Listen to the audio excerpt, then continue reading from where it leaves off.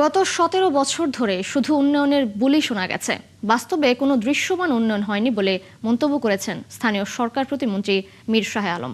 সকালে টাঙ্গাইল সদর উপজেলার মাহমুদুল হাসান চাঁদ বাজার পরিদর্শনে গিয়ে এই মন্তব্য করেন। জ্বালানি তেলের বিষয়ে তিনি বলেছেন, দেশে তেলের সংকট নেই, সরকার আগাম ৩ মাসের পরিকল্পনা হাতে নিয়েছে। তেলের আমদানি ও সরবরাহ ব্যবস্থা স্বাভাবিক আছে। এছাড়া প্রতিমন্ত্রী আরও জানিয়েছেন, খুব শিগগিরই টাঙ্গাইলের পার্ক বাজার ও সড়কের উন্নয়ন কাজ শুরু হবে। এ সময় উপস্থিত ছিলেন মৎস্য ও প্রাণী সম্পদ প্রতিমন্ত্রী সুলতান সালাউদ্দিন টুকু।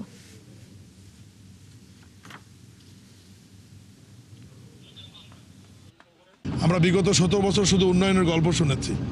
এখন মাঠ পর্যায়ে আমরা ভোট করতে গিয়ে, কাজ করতে গিয়ে যেটা দেখছি, আসলে উন্নয়নের শুধু বুলি হয়েছে, কোনো উন্নয়ন হয়নি। এই সময়ের মধ্যে আমরা ভর্তুকি দিয়ে তেল আনছি, কিন্তু তেলের মূল্য কিন্তু আমরা বৃদ্ধি করিনি।